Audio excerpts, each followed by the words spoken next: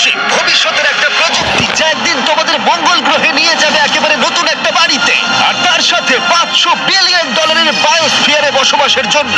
ও মাই god! আর এই গোটা video জুড়ে আমরা তোমাদের দেখাবো ভবিষ্যতের জীবন কতটা অন্যরকম হতে পারে।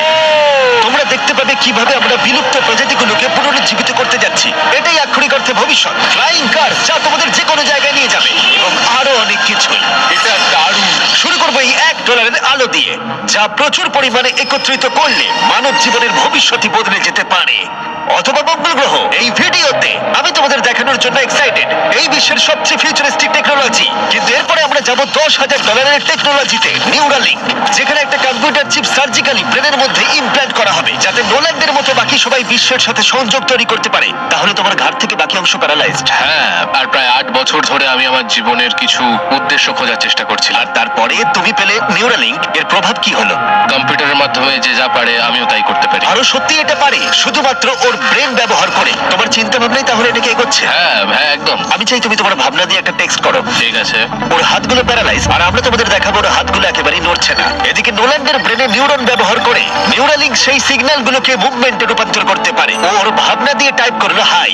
এটা তোমাদের অদ্ভুত লাগছে তাই না? কিন্তু ও আরো অনেক কিছু পারে। তাহলে শুধু চিন্তার মাধ্যমে তুমি এদিক ওদিক যাচ্ছ। লেফট রাইট, ওফ, মরে যেও না। ও না! এই তো। ও আমাদেরকে গেমে হারিয়ে দিল শুধুমাত্র চিন্তা ভাবনার মাধ্যমে।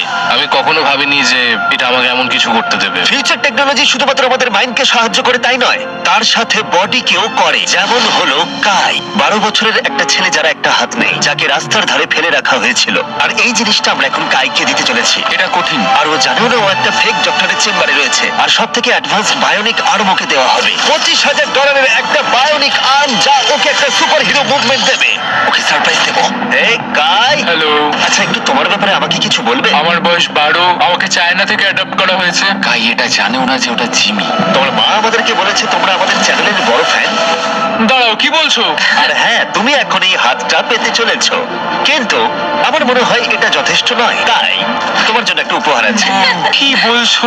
এটা হলো এই বিশ্বের সবচেয়ে ফিউচারিস্টিক বায়োনিক আর্ম। তোমার মা আমাদের বলেছে তুমি খেলতে ভালোবাসো, অ্যাক্টিভ থাকতে চাও, তুমি যা চাও সেটাই যেন তুমি করতে পারো, সেটাও খুব এটা সহজে। সত্যি দারুণ। এই আর্মের স্পেশালিটি হলো এতে অনেক সেন্সর আছে। কিছু না টেনে তুমি এটাকে ব্যবহার করতে পারবে, কারণ এর সেন্সর তোমার নার্ভগুলোকে ফলো করবে।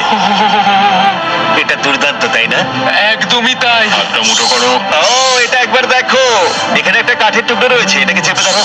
এই তো, এটা দুর্দান্ত তাই না? তুমি কি আমার সাথে হাত মেলাতে চাইবে? দারুণ। খুব ভালো, এটা একবার দেখো। আর অবশ্যই তুমি যদি এই বিচ ফ্রেমিংটা না চাও, এটা তুমি খুলে দিতে পারো। না, আমি এটা রাখবো। এটা আমার জীবনের সব থেকে ভালো। সত্যি? মানে আমি তোমার অনেক ভিডিও দেখেছি, তুমি সবাইকে অনেক সাহায্য করো। ভাবিনি আমিও সাহায্য পাবো। ঠিক আছে, খুব ভালো। অবশ্যই এই বায়োনিক আর্ম জীবন বদলে দেবে, কিন্তু এটা কিছুই নয় এই $1.5 ফ্লাইং কারের তুলনায়। তোমার কি মনে হয় এটা আমাকে হারিয়ে দেবে? হ্যাঁ, যদি কোনোভাবে তুমি যেত আমি তোমাকে $1 বিলিয়ন দেবো। আমি জিতলে তুমি আমাকে $1 বিলিয়ন দেবে? হ্যাঁ, একদম। ও, তাহলে রেস শুরু করে দাও। আমরা এবার রেস করে দেখবো কোনটা বেশি দ্রুত, একটা ফ্লাইং কার নাকি একটা নরমাল কার। চলো তাহলে রেস শুরু করা যাক। ঠিক আছে। ও, আমাদের পাশেই আছে। কি? ও কি সমুদ্র পেরিয়ে যাবে এবার? হ্যাঁ, ও রাস্তার কোনো দরকার নেই। এটা চিটিং। যেহেতু এটা একটা ট্রু টেস্ট, সমস্ত ট্রাফিক আমাদের মানতে হবে। দেখো, স্টপ সাইনে আমাদের থামতে হবে। এবার আমরা যাব, কিন্তু এর পরিবর্তে ফ্লাইং কার সোজা বেরিয়ে যাবে। এটার কারণেই এর সম্পর্কে মানুষ ভবিষ্যতে ভাবছে ফ্লাইং কার সব সময় এগিয়ে থাকবে। দাঁড়াও, আমি ওকে দেখতে ও, পাচ্ছি। ওকে দেখো। দেখো, অর্ধেকটা চলে গেল। আমরা সবাই শুরু করেছি মাত্র। আমাদের তাড়াতাড়ি যেতে হবে। ভাবতে পারছো প্রতিদিন তোমরা কতটা সময় বাঁচাতে পারবে যদি তোমরা এইভাবে কাজ করতে পারো? কারণ তুমি গাড়ি চালানোর বদলে সোজা গাড়ি নিয়ে উড়ে আমি যাবে। 1 বছরে 1000 ঘন্টা বাঁচাবো। হয়তো 1 বছর নয়। আমি হিসেব করে বলি। এই $1.5 ফ্লাইং কারের কোনো তুলনাই চলে না এই $1 বিলিয়ন রকেট শিপের সাথে, যেটা আমরা পরে দেখবো। এটা তো সবে শুরু। এটা কি তাড়াতাড়ি এখানে চলে এলো? এদিকে এসো। ও